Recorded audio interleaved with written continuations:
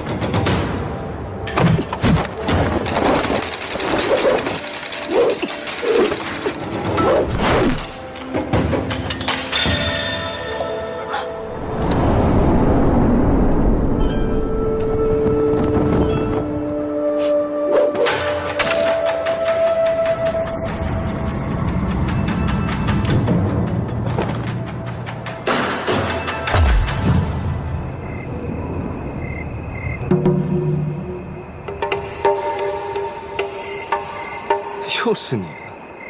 还给我！还给我！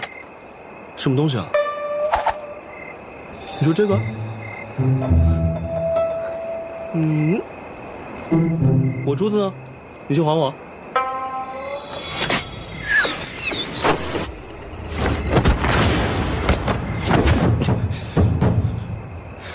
你这个女人，这出手也太狠了吧！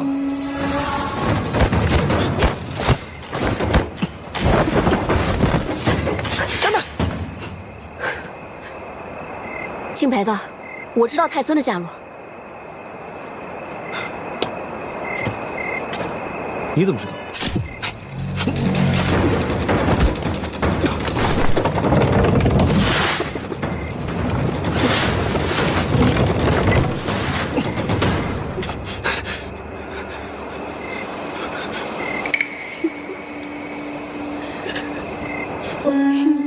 你是不是姓崔？我为什么要告诉你啊？人呢？怎么洗个脚，这半晌还没回来呢？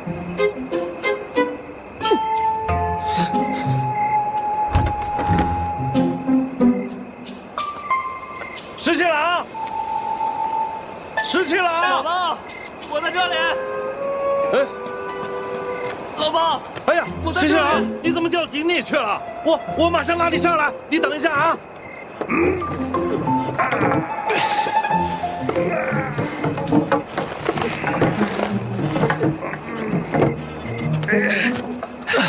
你没事吧，石七郎？哎，我说你洗个脚，怎么洗到井里去了呀？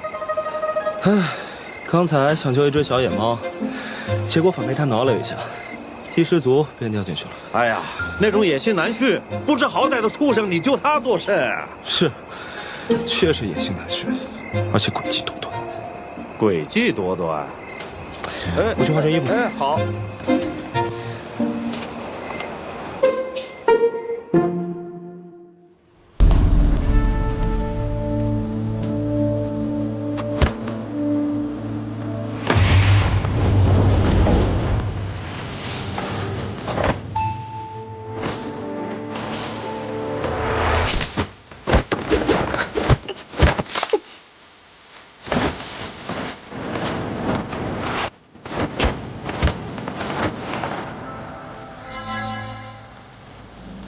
你是什么人？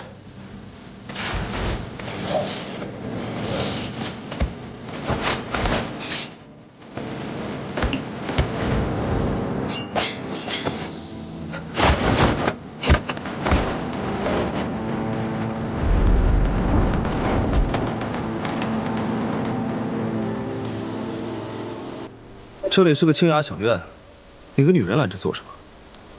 谁说我是女人？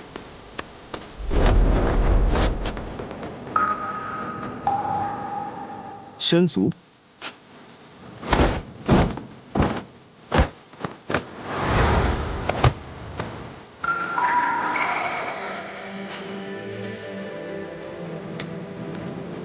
蜂妖。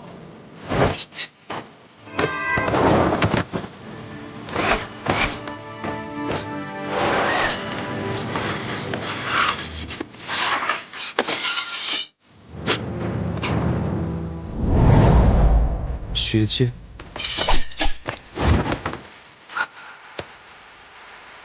还说你不是女人。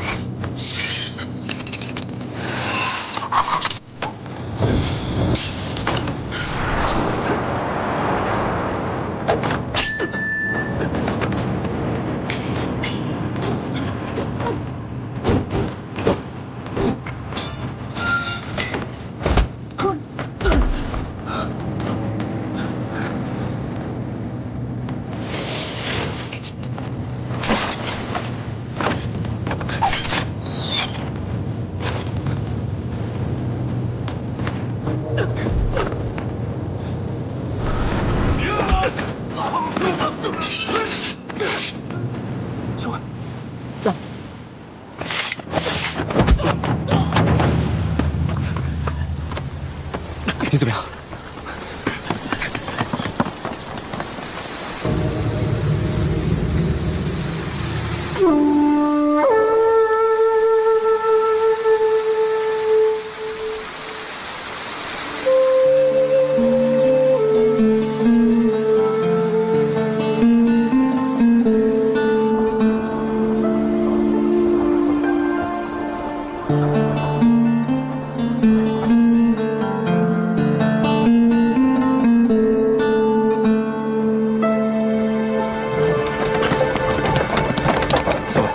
受伤？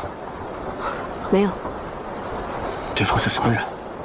以一敌四竟然不落下风，难道是孙敬军中之人？不是，对方虽然使刀，但用的是剑法，而且剑意大开大合，如金雨风雷，像是裴大将军的不传之技。外界传说，裴大将军曾经给天家子弟做教习，莫非？天家李氏昏聩庸碌，就从未听闻李家子孙当中有成器之人，更不可能学剑有成。此人八成是裴家的嫡亲子弟。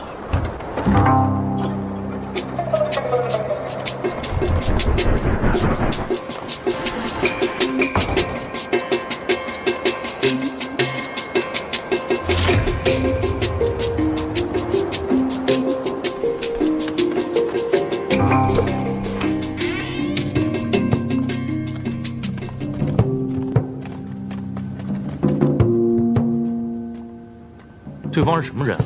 这么棘手？难道是孙敬派来的亲卫？不是孙敬的亲卫，更不是郭直的兵马，是崔家军，崔家的人。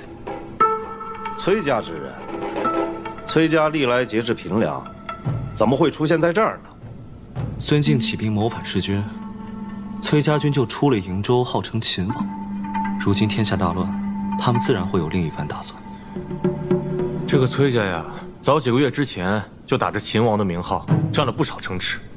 现在除了咱们镇西军，还有孙敬的兵马，就属这个崔家军气势是最盛的。只是没想到这崔家的人手伸得这么长，这么快就进了广州城。石七郎，他们跟咱们一样，都是偷偷潜入城中的，要不趁机就……不，崔家军打的旗号是奉旨起兵秦王。既然是秦王之师，咱们当然得先礼让再三，看看他们是如何秦王。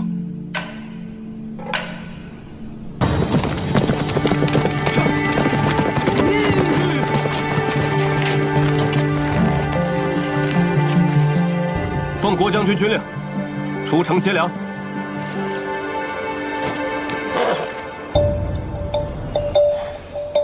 螳螂捕蝉，黄雀在后，咱们还是实力不先进。现在怎么办？校尉，怎么样？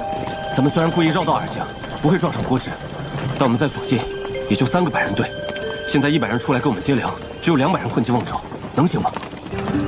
郭直一旦知道军粮出事，必然心急如焚，率军出城接粮。这样一来，城中守备松弛，我们的200人只要趁机混入城内，出其不意杀了守军。待我们一返城，便立刻关闭城门。且公子的大军将至，这一仇，咱们赢定了。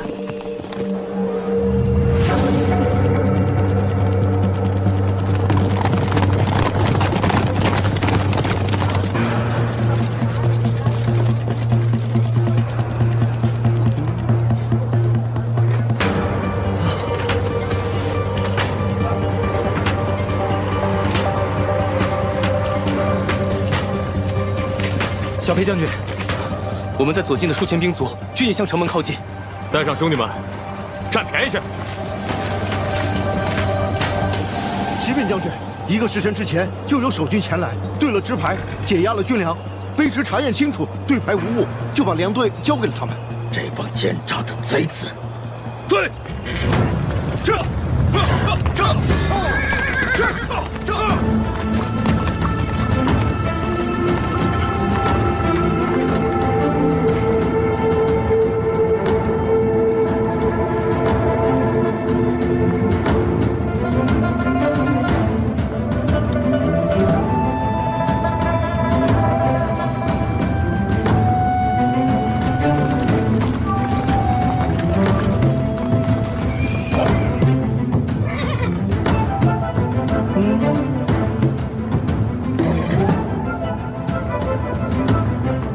石七郎，你说这崔家军的人会向咱们开口吗？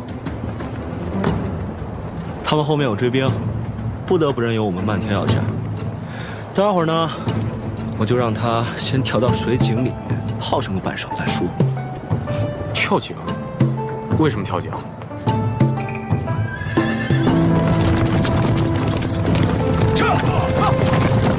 校尉，怎么办？只怕郭直率军追上来了。咱们有粮在手，他们镇西军可不舍得我们落入敌手。此刻就等着我们开口求他，然后漫天开价，好跟我们谈条件呢。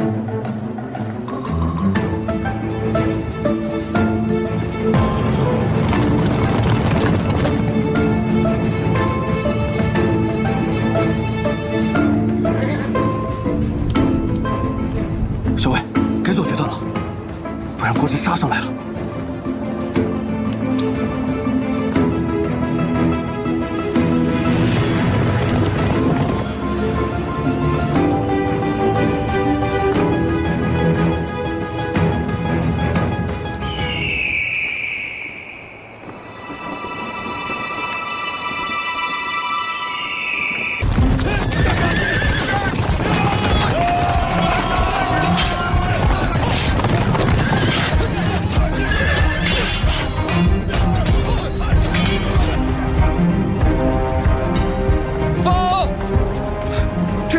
全数而出，杀向崔家军。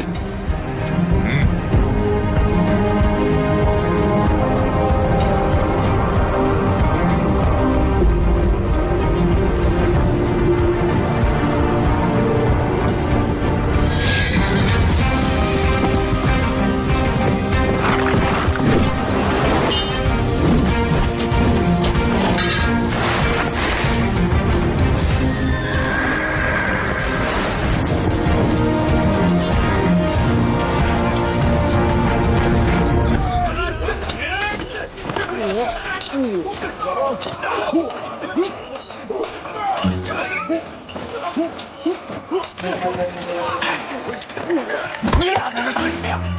之前不是说假打吗？打谁不一样？屁话！你打自己人吧，打崔家军呢？打他们啊！去呀！这打他们！呀！走！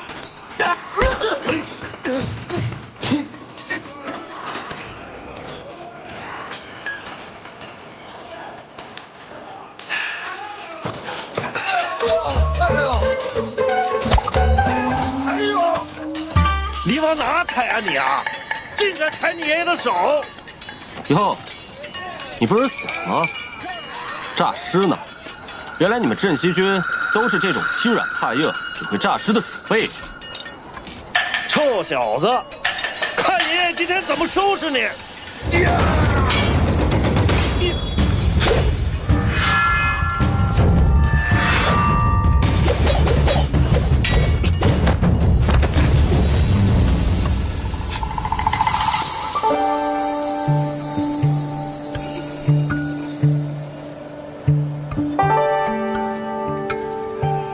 原来是你。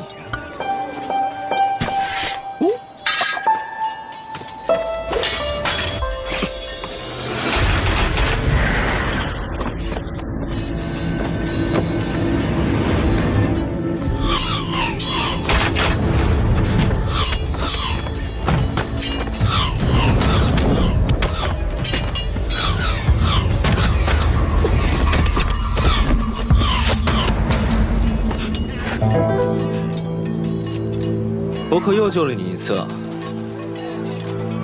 好，那我就还你一次。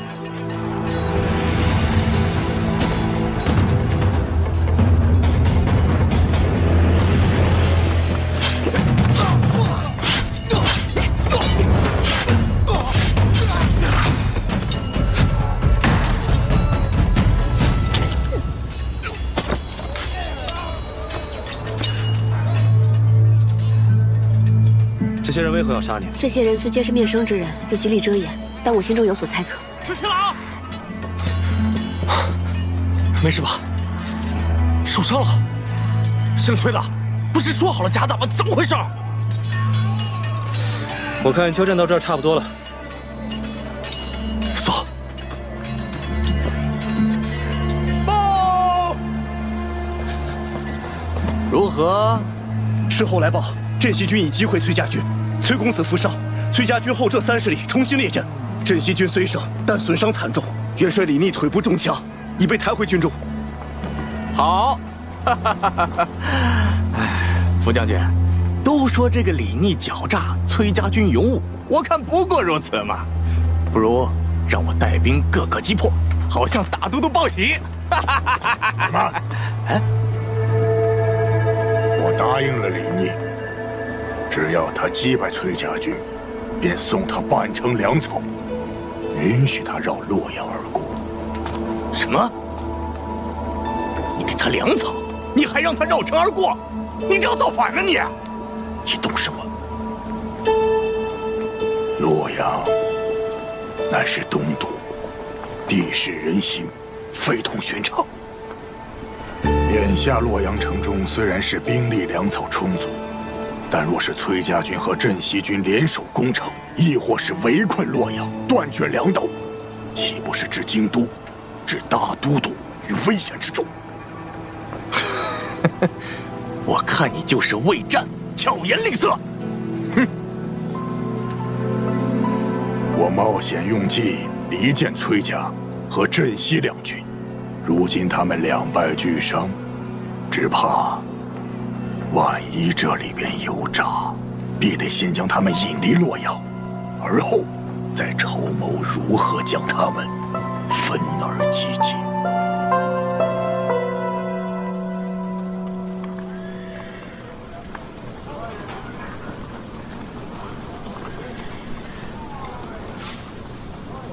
疼吧？不疼，就是蹭到了。阿莹，你怎么受伤了？公子，没事儿，我没受伤。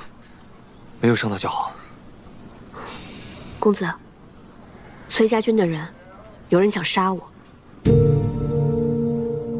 不对，刚才我戴着面具，他们以为我是你。是有人想杀你。那你觉得是何人所为？崔家军中的人，能一直这样不遗余力地针对你我，还能有谁呢？看来这个崔丽隐忍多年，终究是忍不住了。公子放心，我会有办法，让他掀不起风浪来。石七郎，哟，石七郎，今儿叫我来不喝酒了，改喝茶了？以茶代酒，前饮几杯。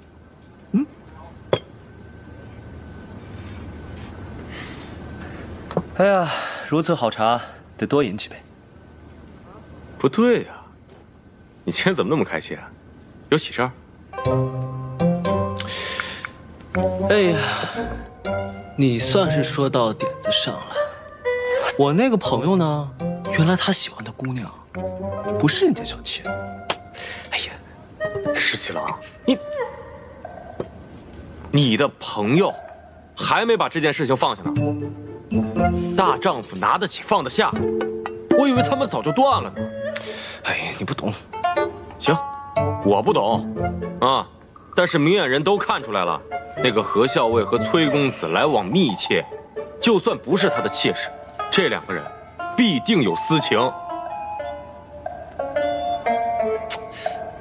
石七郎，我们和崔家军虽然同是秦王之师，但是这个崔家是肯定有一心的，将来会成为国朝之患的。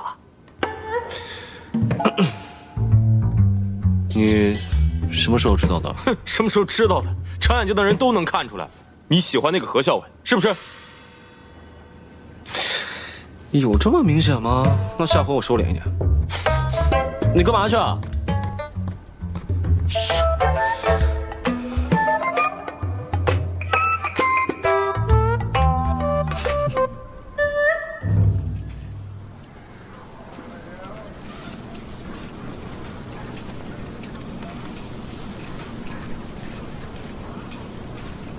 小伟，吃饭啦！吃饭啦！桃子，帮我把最毒的毒药拿来，沾唇即死的那种。你要毒药做什么？去拿来就是了。哦，行，我这就去。毒药。哎呀，最毒的毒药。怎么，何校尉知道我来了，想杀我灭口啊？皇孙受了伤，不在营中休养，到我这来做什么？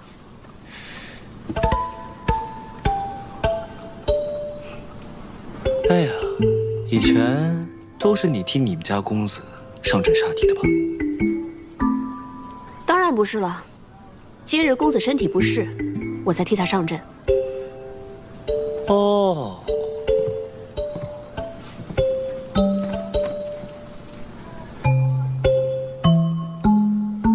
我都已经知道了。知道什么？我知道了你的身份。知道我什么身份？我知道你的身份其实是……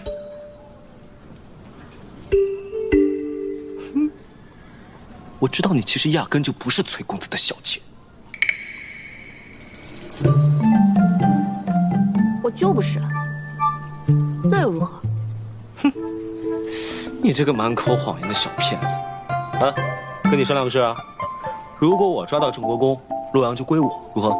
那不行，即便你能抓到郑国公，除非你们镇西军不需要我们崔家军相助就能攻下洛阳，否则洛阳不能归你。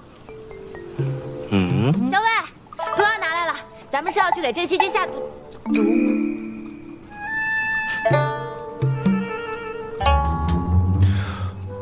回头再跟你聊聊这件事。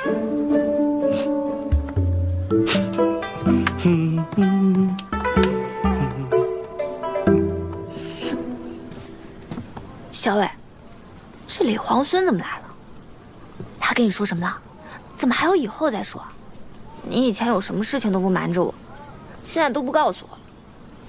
这毒药还用吗？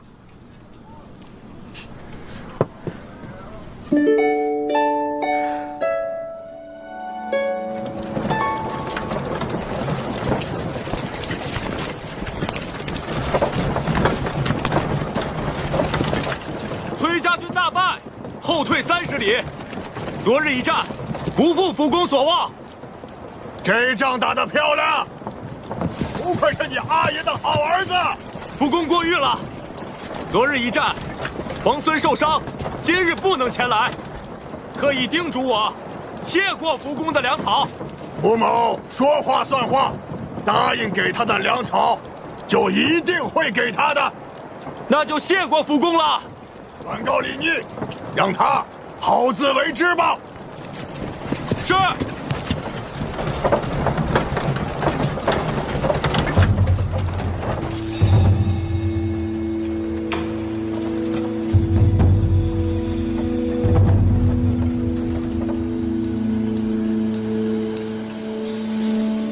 石七郎，这不是服务员答应给咱们的粮食吗？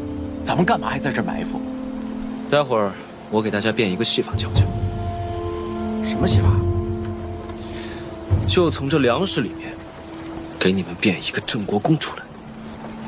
啊！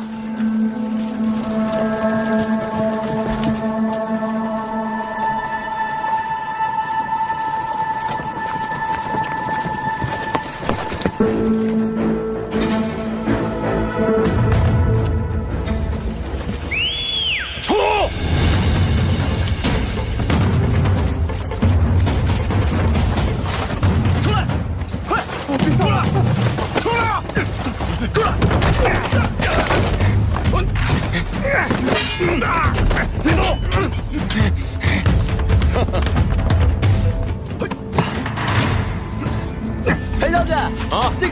长时间啊？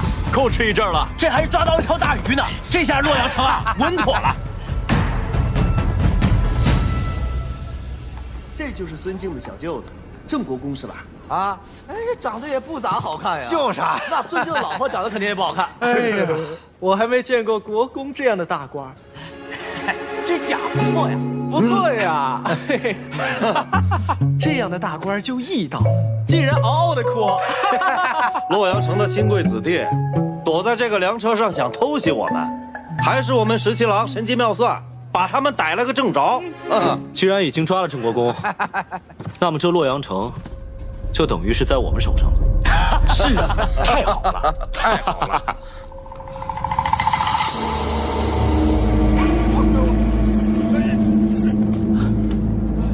将军，镇西军李逆、崔家军崔林合围，带着郑国公及其随从亲贵前来城前，说愿意用郑国公及被俘的城中亲贵换取城池。换什么换？什么郑国公、外国公，都比不上洛阳城。这等泼皮无赖的事，也只有你们镇西军做得出来。你别看泼皮无赖，可是管用啊！敢不敢跟我打个赌？我才不跟你赌。信服的胡儿，给我听好了！我们家皇孙，李元帅说了，给你一个机会，只要你打开洛阳城的城门，我们就放了郑国公和这些亲贵子弟。我们保证，不拿城中的财帛，不伤害城中的百姓。怎么样啊？这买卖划算吧？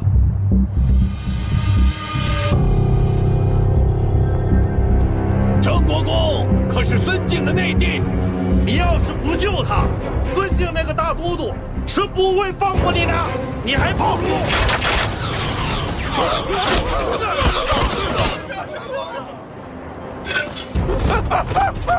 放箭啊！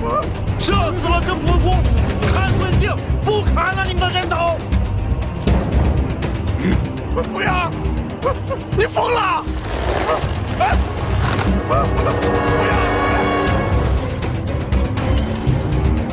不要！不要！别！你疯了！别！放啊！不要！别！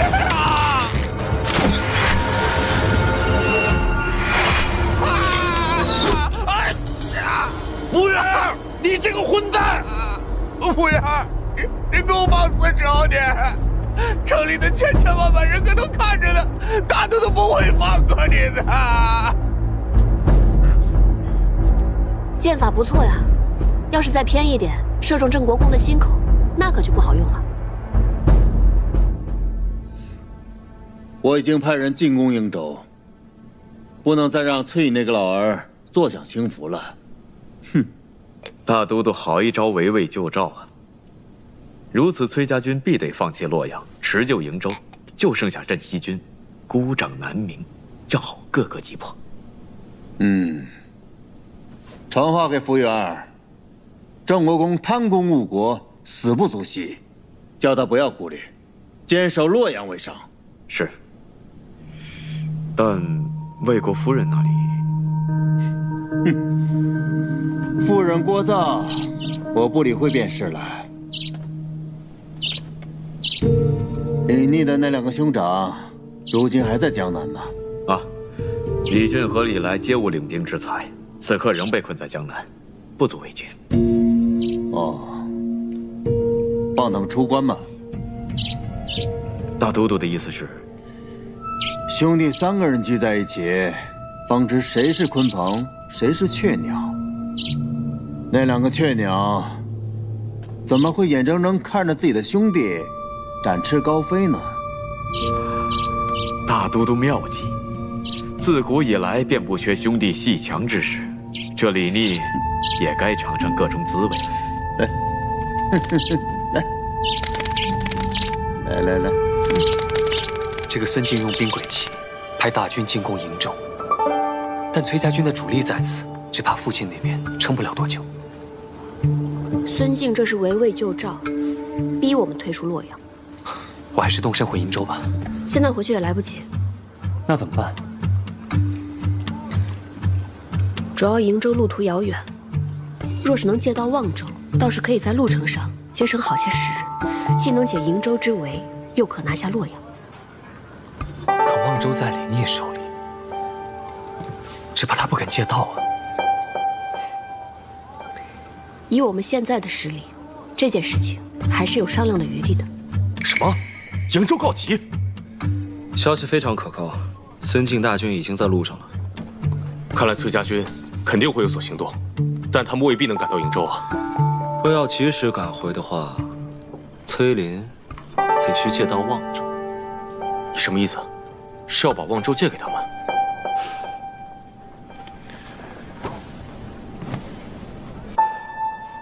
我等他们来还。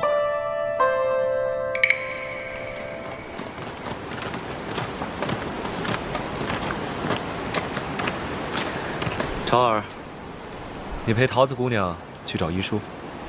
是。桃子姑娘，哎，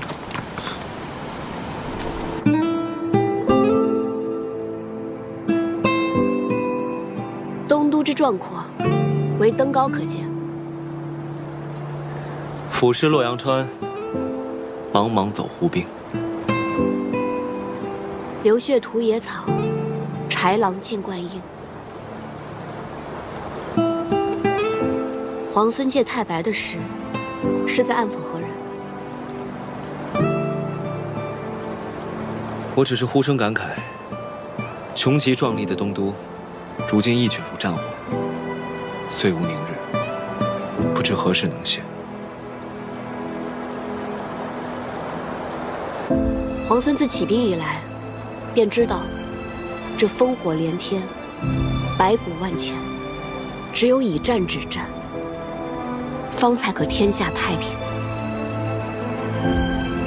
我只希望能够早日收回这半壁河山，还天下百姓一个安宁。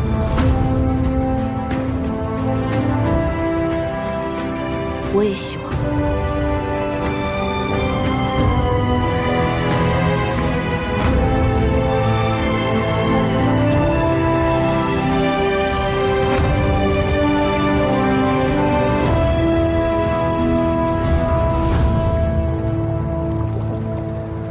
那日你跟我说，想借我崔家军在京中的人，帮你救出梁王。不是不行，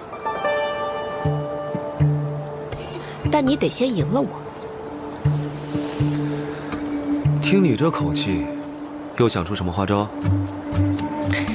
那皇孙愿不愿意跟我来赌一把？知道皇孙谨慎，那赌注就由我来说吧。如果我赢了，你要让我借到望州；如果你赢了，那我崔家军便帮你救出梁王。听上去倒是挺公平的，怎么赌？怎么赌？其实很简单，你闭上眼睛，我从1数到10，在数到10之前，如果你忍不住睁开了眼睛，那你便输了。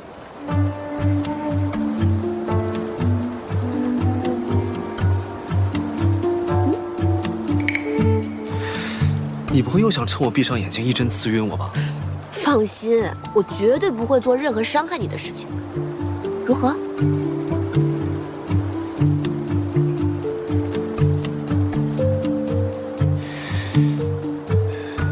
赌。不过呢，我要自己来数数。就算你一针刺过来，我也绝不正面。好，那你闭上眼睛，自己数数吧。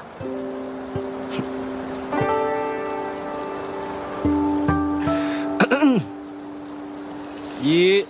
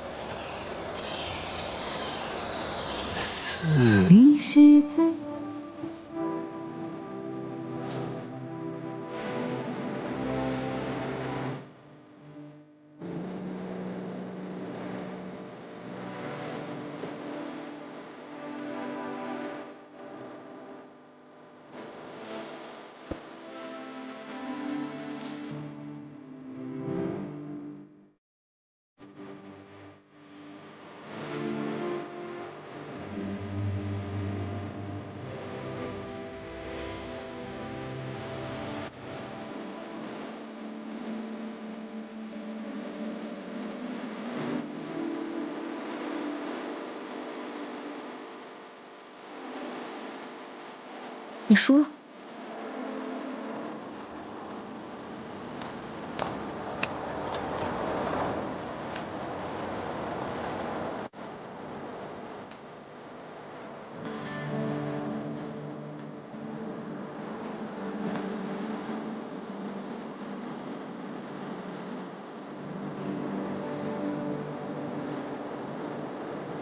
喂，刚才可不可以不算啊？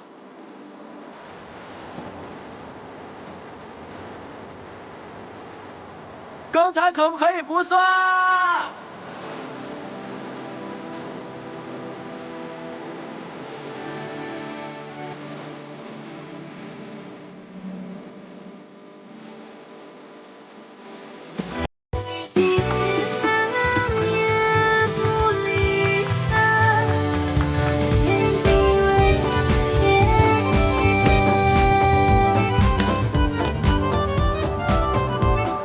道长，我听说太清宫藏经阁内有一本医书，乃是孤本，能不能借阅一览？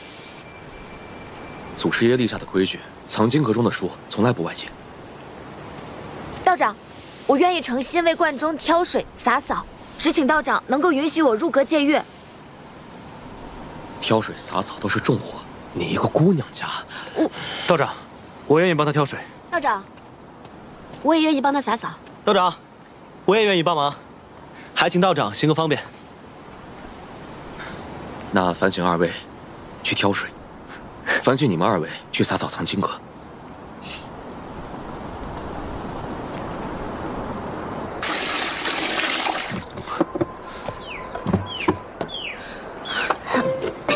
哎，桃子姑娘，我来帮你吧。哎，那可不行，你是来帮我干活的，又不是来替我干活的。还有啊，你为什么要帮我？我也不知道，反正我一看到你，我就想帮你。那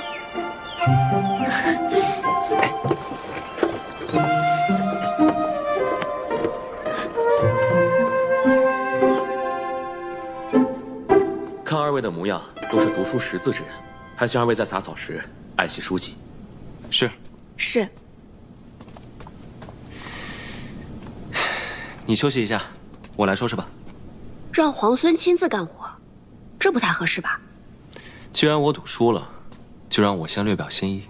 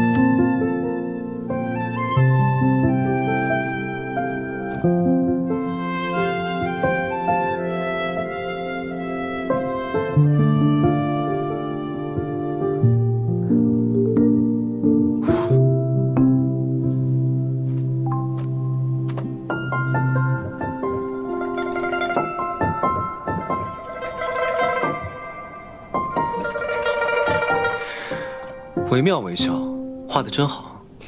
此画命名为《皇孙劳作图》，你觉得如何？题名更好。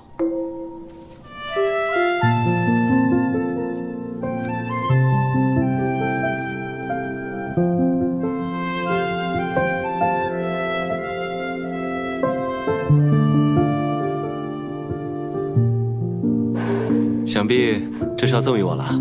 哎，这是我画的，为何要赠给你啊？可你画的分明是我，自然归我。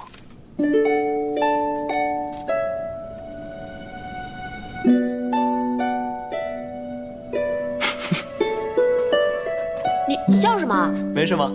你在笑我什么呀？没什么，不能说。你快说，你在笑我什么？要是我说了，你不许生气啊。你先说来听听。你呢，将我放在你胸口，日日夜夜这么带着，思念时还可以拿出来看一看。我自然高兴，我一高兴就笑了。油嘴滑舌。哎呀，多谢强子。你这个人真是无孔不入。好了，我们说正事吧。既然你赢了赌约，那我依约让你借刀望州。只是，你如何才能答应我救出我父亲？那你不妨考虑一下，帮我攻下洛阳。好说。皇孙就这么有把握，已经可以攻下洛阳了？首先呢，你我联手陈兵洛阳城下，就已经有了5分胜算。郑国公被擒，7分胜算。福云儿虽然悍勇，但他并不明朝中的政局，更不知那些世家的打算。9分胜算，这都已经有了9分胜算了。这个洛阳城，不尽在掌握之中吗？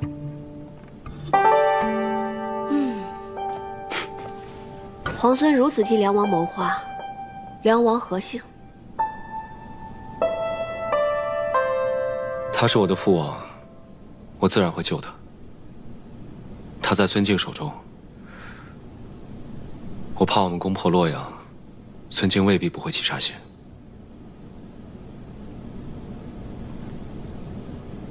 那不如置之死地而后生。置之死地而后生。傅云儿假借大都督之名，是绝对不会救我们家郑国公了。只怕诸位府中的主人，傅云儿也是不会救的了。那要怎么办？那怎么办？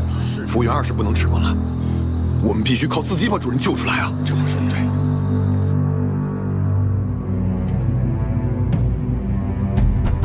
将军，出事了！进来。郑国公的家人率着私兵打昏了城门守卫，开了城门，引镇西军和崔家军入城了。什么？完了，全完了！这些蠢货，没想到这洛阳城葬送在他们手里。我要杀了这些蠢货，斩死宣城！撤！先去粮堂，放箭士去了。镇西军崔家军合围攻击洛阳，围城多日，难以强攻。李逆巧妙用计，令郑国公家人撕开城门，镇西军崔家军才得以潜入洛阳。傅云儿奋起反抗，率守军苦战2日1夜，终于不敌。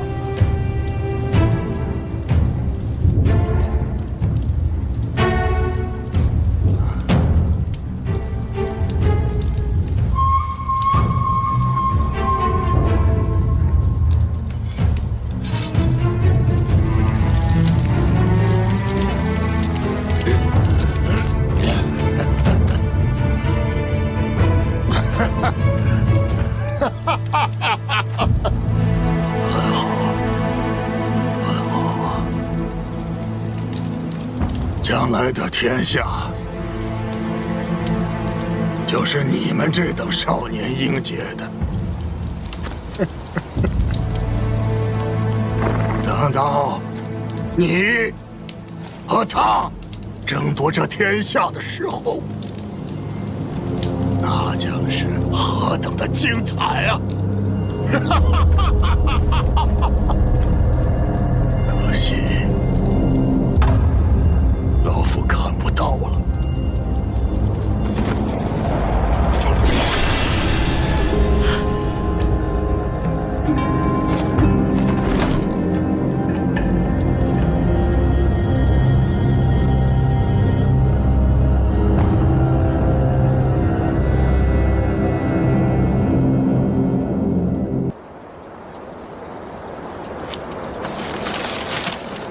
怎么样，桃子姑娘，我买对了吗？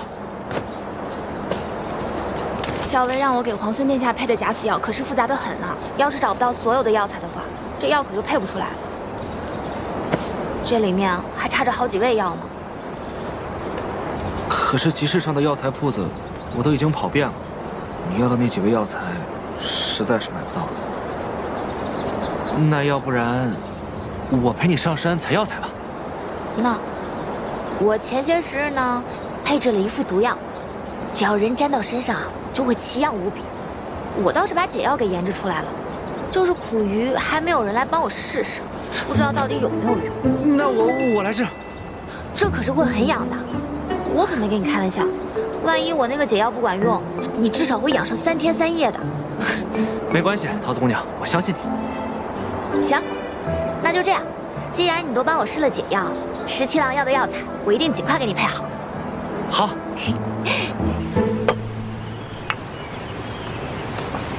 知道你爱吃甜的，来尝尝这糖彩酥。这是在哪家铺子买的呀？这不是买的，顾小姐刚送过来的。哦，是她特意给你做的？当然不是了，阿元、老鲍他们都有。我想起来你爱吃，才特意拿过来给你。尝一口。放这吧，我一会儿再吃。行吧。对了，跟京都的人都联络妥了，现在万事俱备，只欠东方。药在桃子那里，还没配好。我知道，我让长耳天天跟着他，看能帮上什么忙。你让谢长耳给桃子帮忙，我看别是添乱才好。添乱也好啊，省得他总在你旁边，我都怕他拿毒针刺我。好好的，他干嘛拿毒针刺你啊？因为呀，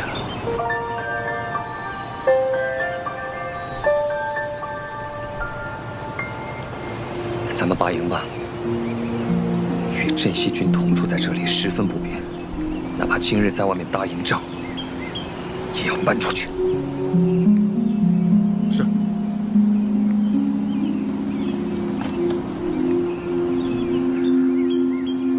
哦，我突然想起来了。我们家公子啊，最爱吃这个点心了，我现在就给公子送去。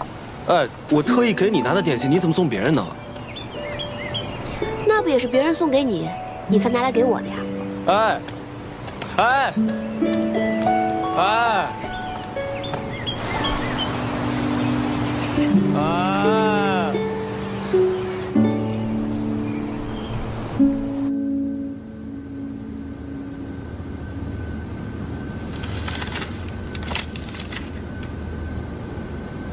大都督，镇西军和崔家军携手攻克东都，吴云儿以身殉城。崔家军进不即刻回援瀛州，还与镇西军联手攻打洛阳。崔毅的儿子崔林，看到往日的形势，就知道他十分沉得住气。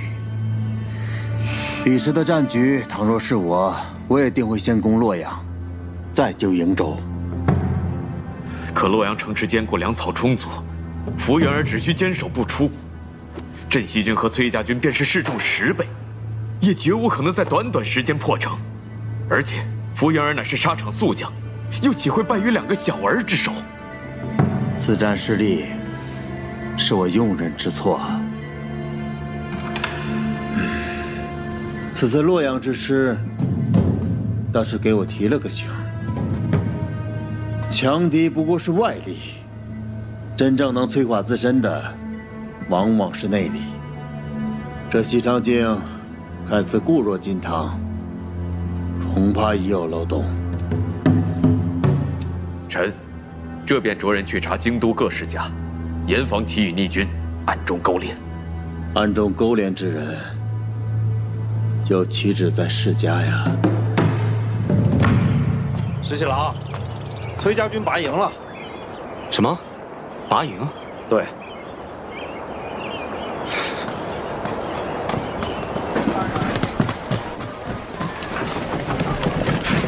小魏，都已经收拾差不多了。我去河边走走。我陪你一起去。不用了，你先忙吧。好。里面东西都收快一点。是。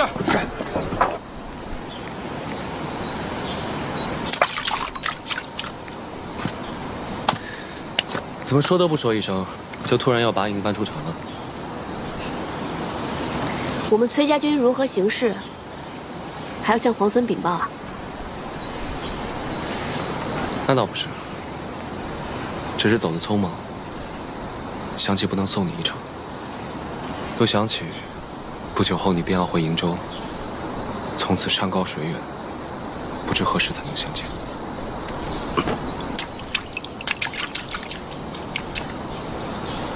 那我答应你，等我回瀛州之前，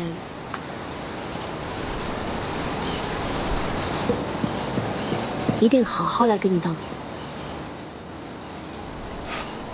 你说的。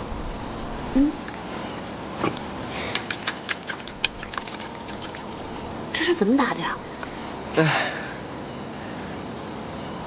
在劳兰关，狼特别多，每一次出城遇到狼时，我们便会随手捡起一块石头来打狼。日子久了，大家都学会了这项技能。每当闲暇的时候，便会在劳兰关河边打水漂。赢的那个呢，第一块烤羊肉便归他。听起来真有意思。想试试吗？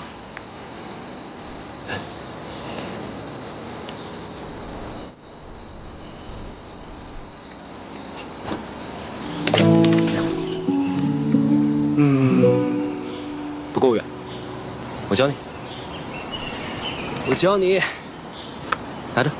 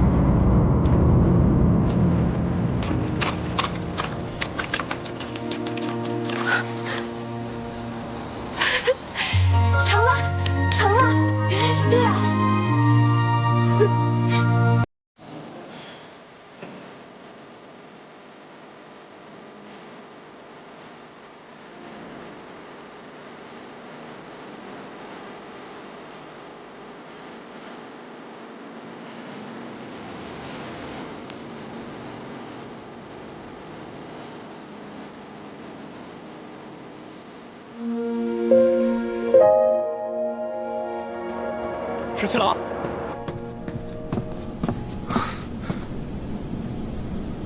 崔礼来见过我。崔礼，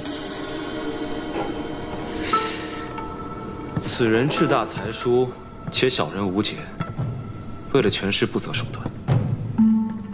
怎么，他找你所为何事？他想联手我们击杀崔林。小裴将军，在下有意与镇西军联手，击杀崔林。你就不怕我把你绑了起来，送到崔公子面前啊？恕在下直言，就在杀崔林这件事情上，你我二人的立场应该是一致的。从望州到洛阳，我那个堂弟应该没少给你们添麻烦吧？如若没有他，粮草你们有了，这城池你们也早就拿下了。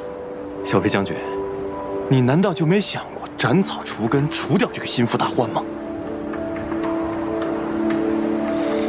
在下可以向你保证，等崔林死后，这崔家军由我节制，到时我一定拥戴皇孙，以镇西军马首是瞻。事成之后，洛阳由我节制，如何？张口便要洛阳，你胃口不小啊！小裴将军，这洛阳由在下节制之后，镇西军便可长驱直入，直奔的西长境。届时，你们能够击杀孙敬那个逆贼，这全天下都是皇孙的了，自然可光复大玉王朝。到那时，还会在乎区区一个东都吗？是吗？如此，便一言为定了。在下斗胆，还想向将军讨一信。什么信？还请劳烦皇孙手书一封，言明事成之后，那洛阳由在下节制，如何？小裴将军，这是何意啊？崔公子，想要皇孙殿下的手书，也要看能不能杀了崔林。你什么事情都没干，就想要手书，恐怕不太合适吧？啊？是，将军说得对。不如这样，在下先去把崔林的手下们给。待事成之后，再向皇孙讨要信物，这样如何？届时再谈吧。此等小人，必须告知崔林，让他提防一二。是七郎，我知道你要说什么，不过我还是想堂堂正正与他在战场上一决高下。我并不愿意看到他被小人暗箭所伤。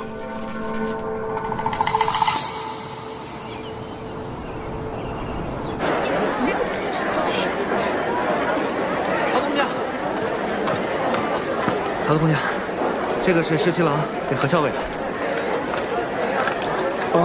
还有这个，这是我给你的。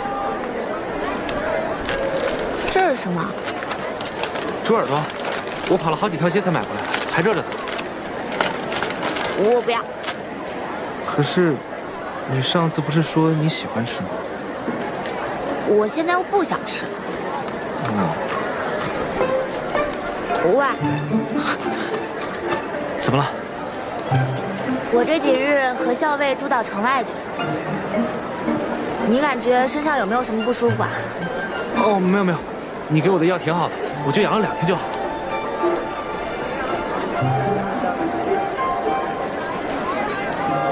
那，这个给你，每日涂3次，这回的药包管灵验。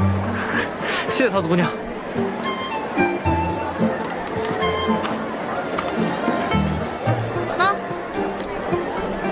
什么呀？猪耳朵呀，本姑娘忽然又想吃了。给。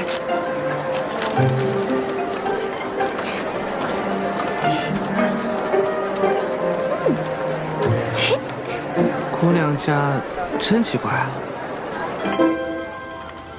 校尉，皇孙殿下的信。你怎么这么高兴啊？没有啊，我有什么可高兴的？难道不是因为耳朵？什么耳朵？那不是猪耳朵吗？校尉，取笑我，我不给你吃了。阿莹，闻得崔家军中有叛者，欲谋崔公子性命，恐有利害阴谋。你与公子左右多加留意，有别后珍重。从今日起，再增加1支亲卫保护公子。此去瀛州，行军路途复杂，务必要保护好公子的安全。是，属下这就全办。阿莹，怎么忽然想起来要增加我的护卫了？公子，收到线报，崔离欲对公子不利，我军即将拔营，公子的安危必然是重中之重。阿莹，不用担心我，连番行军辛苦，你本来思虑就多，应当要好好保重。为公子考量是我的本分。行。桃子，帮我把这封信交给谢长耳。怎么了？你最近总是取笑我，我不给你送信。你这是不想送信呢，还是不想接谢长耳啊？要是后者的话呢，这样，我在信上呢再添上一句，告诉他们以后送信就让老鲍来，免得惹我们桃子姑娘不高兴。哎，你看你，那他们都是一丘之貉，谁送不都一样？我来吧。那你早去早回啊，可别欺负耳朵。谁欺负他了？哼，嘴硬。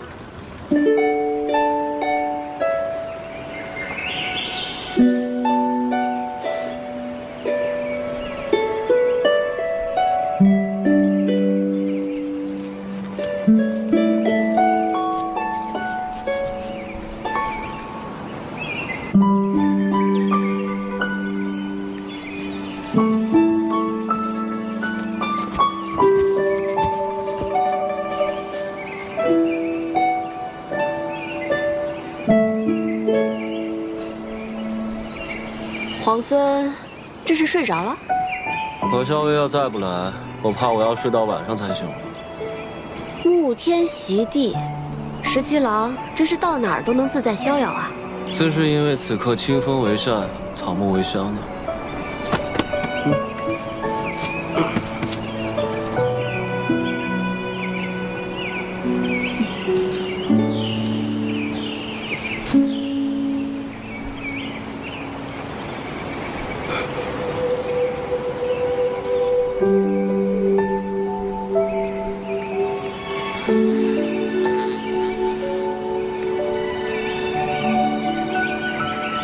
你睡着了？睡着了。你为什么要提醒我？崔离会对我们家公子不利啊？因为我提醒了你，你就定然会回心来劝。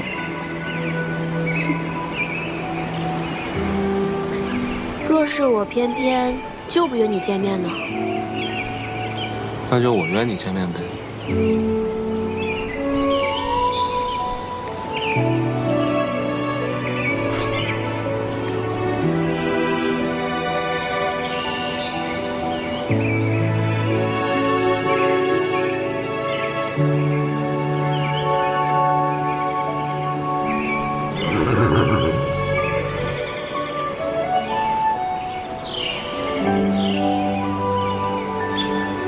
我要回瀛州了，答应过你，要和你好好告别。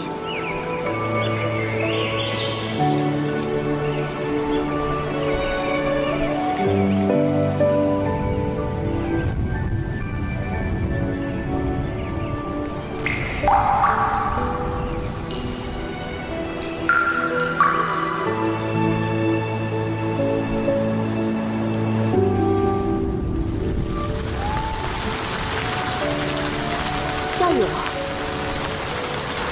带你去个地方。好。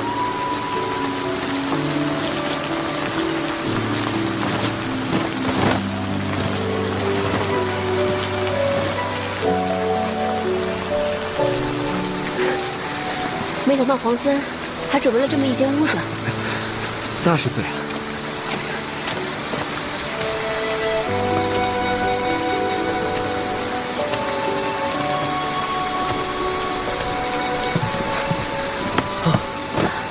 还好有这个屋子躲雨，要不然我们就成落汤鸡了。皇孙落汤鸡的样子，我又不是没见过。巧了，姑娘落汤鸡的样子，我也见过几次呢。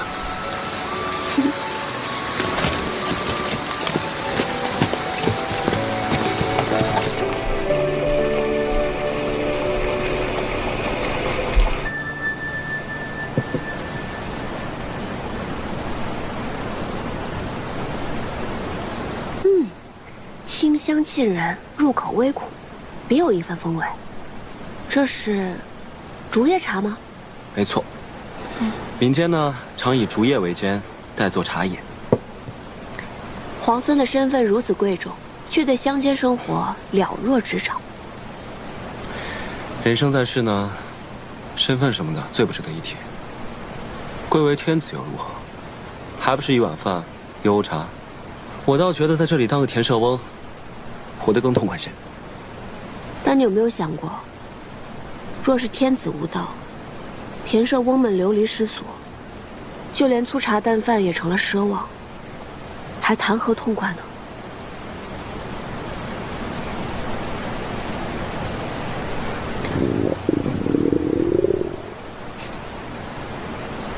也不知道这儿有没有一碗饭，可以填饱我们田舍翁的肚子。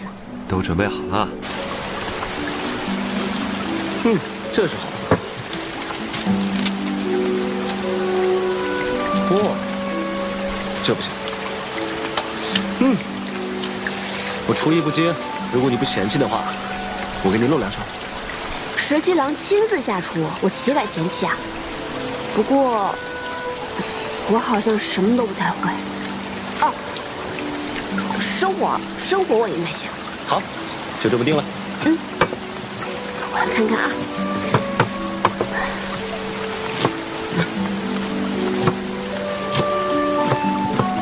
没想到皇孙准备了这么周全的食材。我怕你肚子饿呀。哇，你还真的会烧菜啊？这有什么的？我们在劳兰关，洗衣、打猎、缝纫、做饭，不都是自己来？那你在劳兰关的时候，没有带侍婢吗？我要带侍婢的话，与我在京都王府里的生活有什么分别啊？身为皇孙，却不喜欢王府锦衣玉食的生活，倒是有趣啊。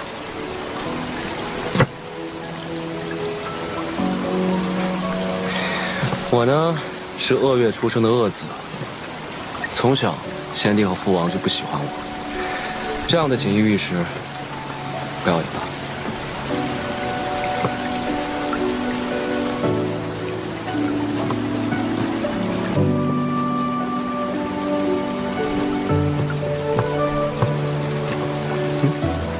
拉风箱烧火呀。好。烧火放火是我最擅长的。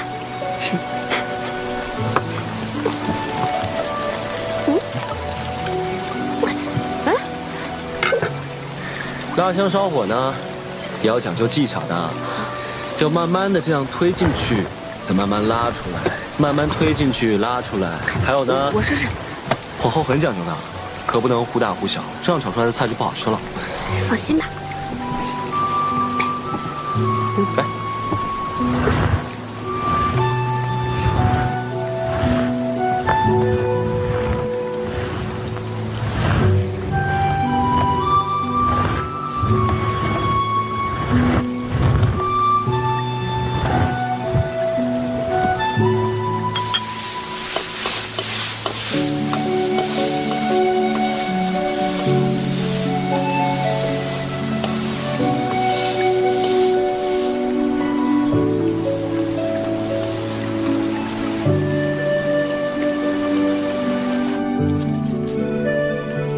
来啦，米饭来啦！行，吃吧。这么粗茶淡饭的，你还跑去摘野花？私事陋室，唯吾德馨。石七郎，这顿饭可是你认真做的，怎么能随便对付过去呢？菜色简陋，委屈你了。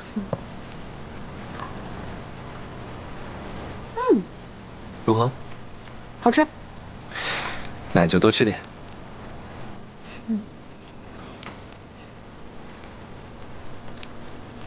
你不怕我的饭菜里下毒啊？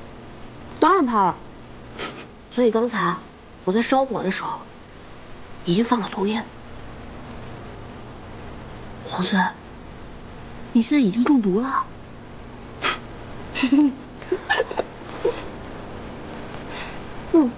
这个好吃。这当是我拿手的。啊，这个你再多吃一点。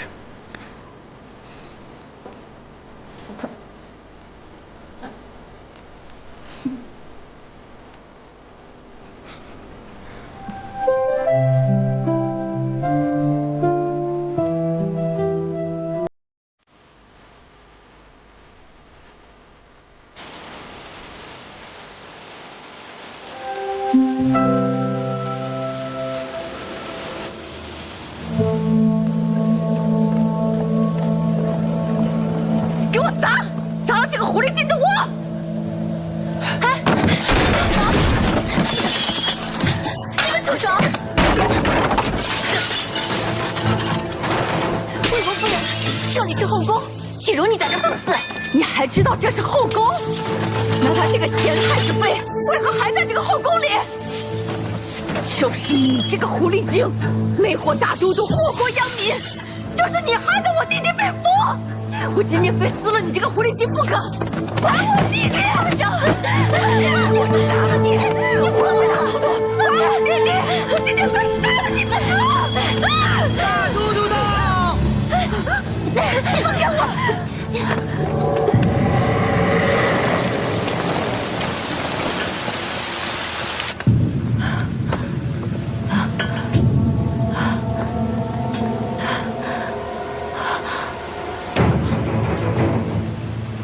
来人，魏国夫人病了，扶她下去，速速请御医。是。大都督，放开我！大都督，大都督，给我退下！大都督，如何？你受伤了？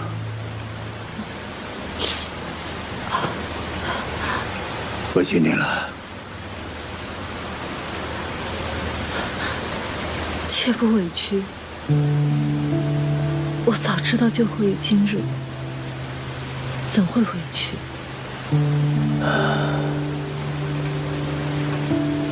这几日，我一直在想，当年我若是带你一走了之，那又会是什么样子的？想当初，我在城外的十里长亭，足足等了你1日。直到太阳落山，也没见你来，我就知道你再也不会来了。虽然当时我已经被选做了太子妃，但是只要你愿意带我走，我是可以跟你远走高飞的，隐姓埋名，哪怕做一对贫贱夫妻，我也甘之如饴。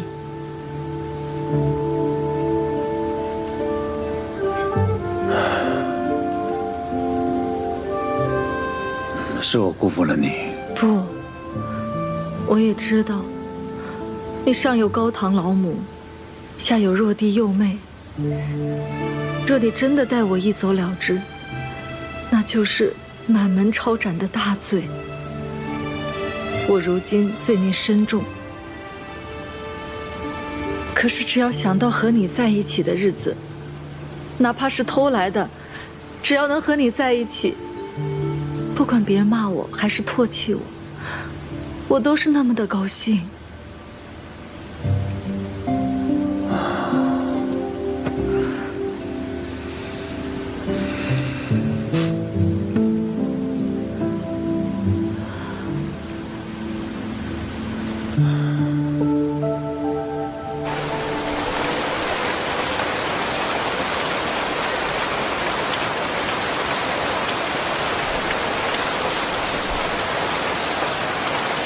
韩将军，咱们现在距离西长京，是不是已经很远很远了？已经有数千里了，也是快马驰骋，也得10数日。母妃最后跟我说的是，阿泽，你快逃，逃得越远越好。可是韩将军，我不想再逃了。我是太子的长子，我是国朝的太孙，但现在我每日都像老鼠一样东躲西藏。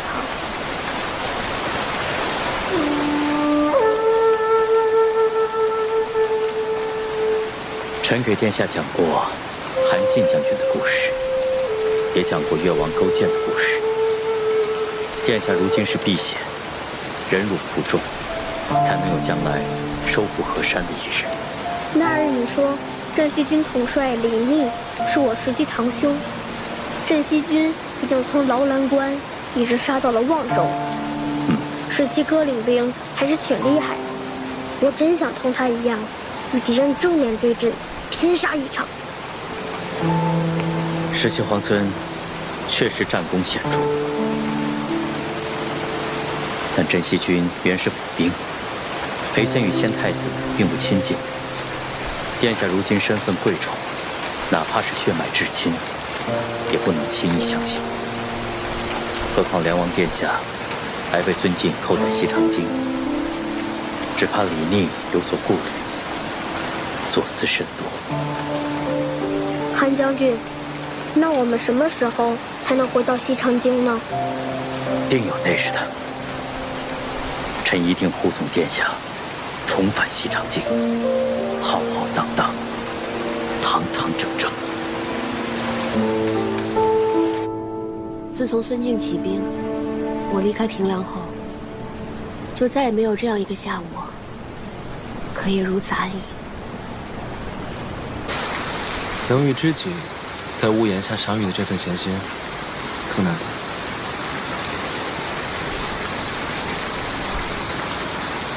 前几日，我还做梦回到劳兰关，打了一头特别肥的黄羊，正烤着呢，梦就醒了。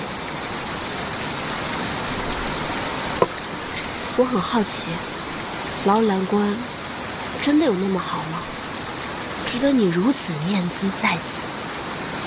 行无辙迹，居无仕路，岂不快意？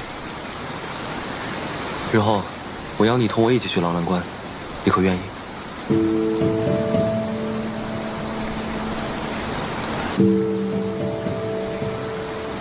你明明知道这是梦，树欲静而风不止。十七郎，你以如今的身份，还能抛开一切，重回边塞，过那样的生活吗？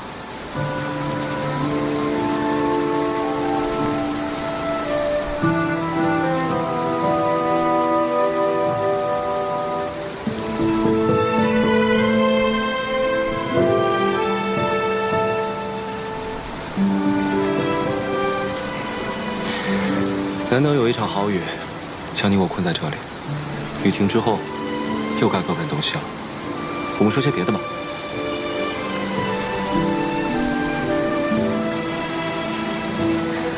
好，那就说说你吧。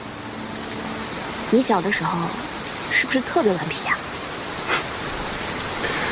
何止顽皮，简直顽劣。我父王打我的藤条都不知道断了多少根呢。看来梁王殿下这番苦心管教，这收效却是甚微啊。我倒不怕挨打，我就怕念叨。我娘生我时，难产而亡，整个王府之中，只有董王妃对我十分照顾。我父王又不喜欢我，我的两位兄长都仗着父王的偏心，总让我顶包挨打。日子久了，父王就更讨厌我。见到我就皱眉。真想不到，你还受这样的欺负。我那两位兄长都是董王妃所生，我娘是董王妃身边的侍女，听说从前一仆多宠，幸好董王妃对我娘十分照顾。我阿娘过世之后，又是董王妃抚育我，为着王妃，我也就万事不与兄长计较。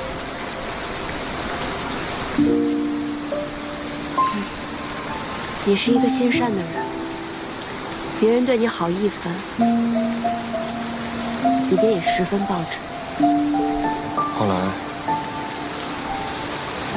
董王妃病故了，我在家中了无牵挂，也厌倦了在京都的生活。我宁可戍边保家卫国。于是我就想了一个法子，去了劳兰关。我走的那天，我父王跟兄长们都特别高兴，只有奶娘一个人流着眼泪送我。奶娘呢？现在还在王府吗？她年岁大了，我一离开王府，便将她送回老家，安享天乐。也幸好离开了京都，只是许久未见，不知她是否康健安好。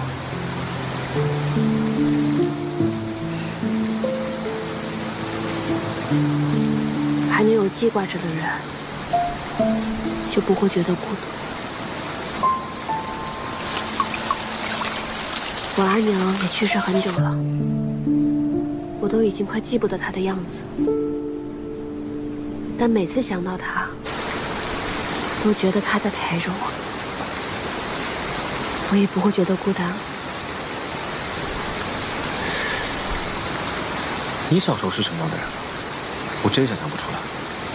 我猜你一定是个人小鬼大、难缠至极的吧？我从小是被当成男孩子养大的，读书练武和其他的男孩没有差别。男孩子学什么，我就要比他们学得更好。都是你爹娘逼你的？不，是我自愿的。我是女儿身，志向与男儿无异，本就该付出更多努力。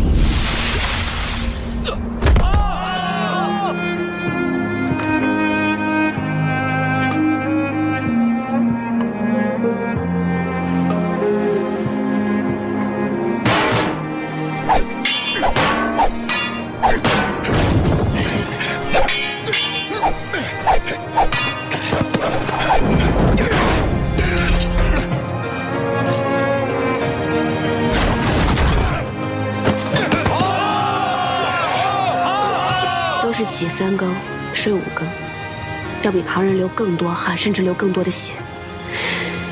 有时候太累了，受伤了，即使十分辛苦，也会默默忍着，更不愿意让任何人知道。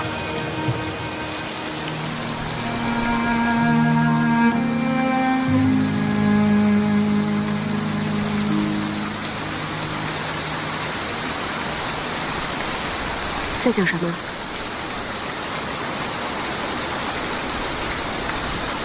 我在想，要是我们早些认识就好了。为什么？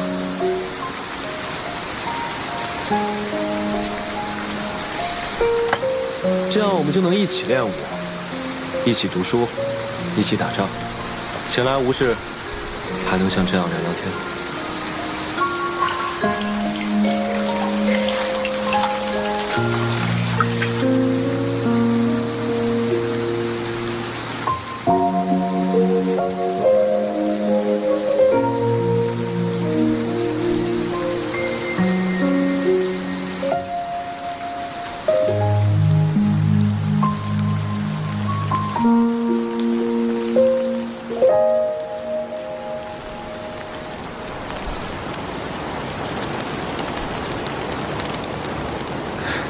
这么快雨停了。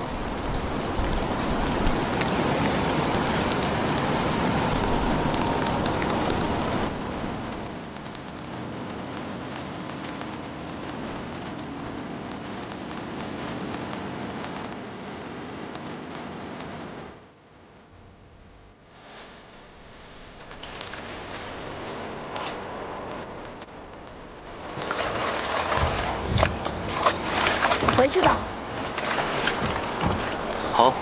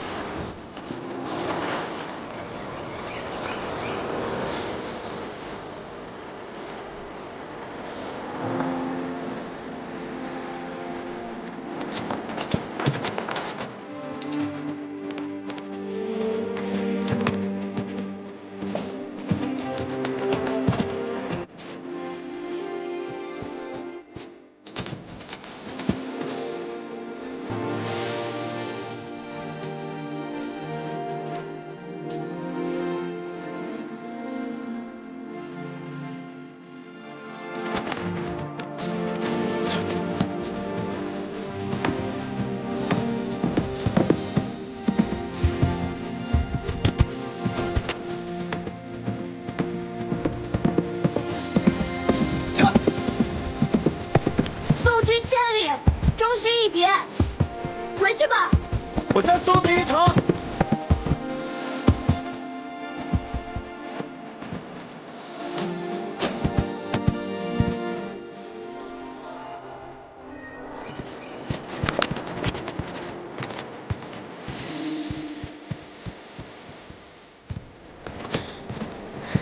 何英，这20年来，我从未有过今日午后这般安宁喜乐。我也是。待到天下太平，你我并肩，同游乐悠原。一言为定。